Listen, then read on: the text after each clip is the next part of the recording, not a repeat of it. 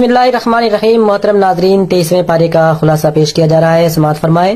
سورہ یاسین. اس سورہ میں بھی حضرت محمد صلی اللہ علیہ وسلم کی نبوت پر ایمان نہ لانے اور آپ صلی اللہ علیہ وسلم پر ظلم کے ساتھ مذاق اڑانے کے انجام سے ڈرایا گیا ہے. گزشتہ صورتوں اور اس سورہ میں فرق یہ ہے کہ گزشتہ صورتوں میں نصیحت اور دلیل کے ساتھ سمجھانے کے اس پہلو کو غالب رکھا گیا تھا، لیکن اس صورت میں نصیحت اور دلیل کے ساتھ انجام سے ڈرانے کا پہلو غالب ہے. جس طرح سورہ فاتحہ کو ام القرآن کہا گیا ہے، اسی طرح اس سورہ کو قرآن کا دل کہا گیا ہے، یعنی سورہ یاسین قرآن کا دل ہے، کیونکہ یہ سورہ قرآن کی دعوت کو نہایت ہی پرزور طریقے سے پیش کرتی ہے، جس سے جمود ٹوٹتا ہے اور روح میں حرکت پیدا ہوتی ہے. کفار کو دعوت دی گئی ہے کہ وہ زمین و آسمان اور اس کے درمیان کائنات میں پھیلی ہوئی نشانیوں پر غور کریں اور عقل سلیم سے یعنی کامن سینس سے کام لیں تو انہیں توحید کے دلائل مل جائیں گے. اسی طرح وہ کائنات میں پھیلی ہوئی نشانیوں اور خود اپنے اندر کی نشانیوں پر غور کریں تو انہیں آخرت کے بھی دلائل مل جائیں گے. نبی کریم علیہ الصلوۃ والسلام کی رسالت کی صداقت پر یہ دلیل دی گئی ہے کہ اس راہ میں ساری تکلیفیں اور اذیتیں جو وہ برداشت کر رہے ہیں، اس میں ان کی کوئی دنیاوی یا مادی غرض نہیں ہے.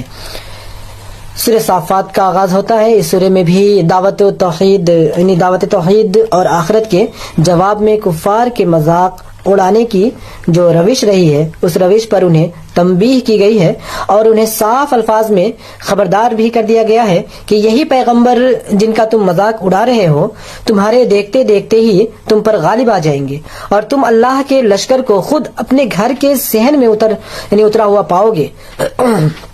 تنبیہ کے ساتھ انہیں حق کی ترغیب دلائی گئی ہے اور حق کی حیثیت واضح کی گئی ہے. آخرت سے انکار اور مر کر دوبارہ اٹھائے جانے پر ان کی یہ حیرت کا جواب بھی دیا گیا ہے. ہاں، یعنی تم دوبارہ اٹھائے جاؤ گے اور تم اللہ کے مقابلے بے بس ہو. بس ایک ہی جھڑکی ہوگی اور یکا یک یہ اپنی آنکھوں سے وہ سب کچھ جس کی خبر دی جا رہی ہے دیکھ رہے ہوں گے. اس وقت یہ کہیں گے کہ ہائے ہماری کمبختی، ہماری بربادی، یہ تو یوم الجزا ہے. حضرت نوح، حضرت ابراہیم، حضرت اسحاق علیہ الصلوۃ والسلام اور ان کی نسل سے حضرت موسیٰ اور حضرت ہارون، حضرت الیاس، حضرت لوط، حضرت یونس علیہ الصلوۃ والسلام کا ذکر کیا گیا ہے اور بتایا گیا ہے کہ یہ سب اللہ کے مومن بندوں میں سے تھے. حضرت ابراہیم علیہ السلام کی زندگی کا وہ خاص واقعہ ذکر کیا گیا ہے کہ وہ اللہ تعالیٰ کا ایک اشارہ پاتے ہی اپنے اکلوتے بیٹے کو قربان کرنے کے لیے تیار ہو گئے تھے.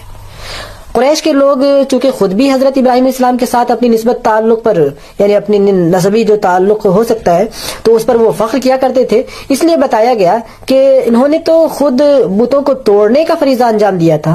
آج تم ان سے نسبت رکھنے کے باوجود بتوں کی ہی پوجا کو اپنا دین بنائے ہوئے ہو. اس کے بعد سورہ صاد کا آغاز ہوتا ہے. اس سورہ کا تاریخی پس منظر یہ ہے کہ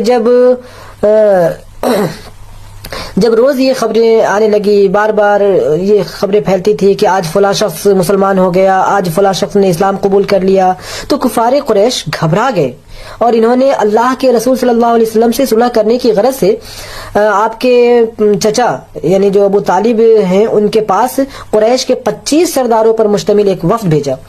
اس نے ابو طالب کے سامنے یہ رائے رکھی کہ آپ کا بھتیجا ہمیں ہمارے دین پر چھوڑ دے اور ہم اسے اس کے دین پر چھوڑ دیتے ہیں، وہ مجھے اپنے دین پر چھوڑ دے ہم سب کو، اور ہم جو ہے انہیں اپنے دین پر چھوڑ دیتے ہیں، بس وہ ہمارے معبودوں کو برا بھلا نہ کہے.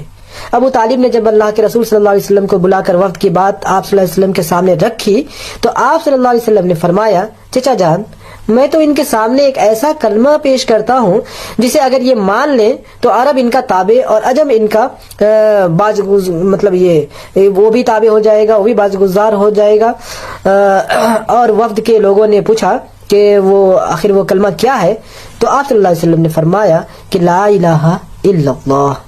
یہ سن کر وہ سب ایک دم کھڑے ہو گئے اور وہ بات کہتے ہوئے نکل گئے جو سورہ کی ابتدا میں نقل کی گئی ہے کہ یہ شخص جادوگر ہے، سخت جھوٹا ہے. کیا اس نے سارے خداؤں کی جگہ بس ایک ہی خدا بنا ڈالا؟ یہ تو بڑی عجیب بات ہے. کیا ہمارے درمیان بس یہی ایک شخص رہ گیا تھا جس پر اللہ کا ذکر نازل کر دیا گیا؟ اس پر تبصرہ کرتے ہوئے فرمایا گیا ہے کہ یہ لوگ شک میں پڑے ہوئے ہیں کیونکہ انہوں نے ابھی اللہ کے عذاب کا مزہ نہیں چکھا ہے۔ اس کے بعد 9 پیغمبروں کا ذکر کر کے بتایا گیا ہے کہ ان کی قوم نے اپنے رسول کو جھٹلایا تو ان پر اللہ کا عذاب چسپا ہو کر رہا۔ ان واقعات کے ذریعے اللہ نے یہ بات بھی ذہن نشین کرائی ہے کہ اس کے یہاں پہ وہی لوگ پسند کیے جاتے ہیں جو مطلب برائی پر ہر دھرمی نہ دکھائے، یا آخرت کا نقشہ کھینچتے ہوئے انہیں بتایا گیا کہ جو لوگ اپنے سرداروں کے پیچھے اندھے بن کر گمراہی کی راہ پر چل رہے ہیں، کل وہی جہنم میں اپنے پیروں سے پہلے ان سے پہلے ہی وہ خود پہنچے ہوئے ہوں گے، اور جن اہل ایمان کو ذلیل و خوار سمجھ رہے ہیں کل آنکھیں پھاڑ پھاڑ کر حیرت سے دیکھیں گے کہ جہنم میں ان اہل ایمان کا تو نام و نشان تک نہیں بلکہ وہ خود عذاب کا شکار ہیں۔ آدم علیہ السلام اور ابلیس کا قصہ بیان کیا گیا ہے، اور اس کے ذریعے یہ بتایا گیا ہے کہ حضرت محمد صلی اللہ علیہ وسلم کے آگے جھکنے سے جو تکبر تمہیں روک رہا ہے، اسی تکبر نے ابلیس کو آدم علیہ السلام کے آگے جھکنے سے روکا تھا۔ وہ حکم خدا کے مقابلے میں سرکشی اختیار کر کے لعنت کا مستحق ہوا۔ یہی حال تمہارا بھی ہونے والا ہے۔ اس کے بعد سورہ زمر کا آغاز ہوتا ہے۔ اس سورہ کے آغاز میں ہی نبی کریم علیہ الصلوۃ والسلام کی دعوت اور قرآن کو نازل کیے جانے کا مقصد بتایا گیا ہے کہ یہ کتاب ہم نے تمہاری طرف اس لیے نازل کی ہے تاکہ تم دین کو اللہ کے لیے خالص کرتے ہوئے صرف اسی کی بندگی کرو، کیونکہ دین خالص اللہ کا ہے۔ توحید کی صداقت اور شرک کی غلطی کو واضح کرتے ہوئے فرمایا کہ اگر اللہ کسی کو بیٹا بنانا ہی چاہتا تو اپنی مخلوق میں سے جس کو چاہتا بنا لیتا، یعنی اس میں سے جو منتخب اور برگزیدہ کر لیتا اسے جسے چاہتا۔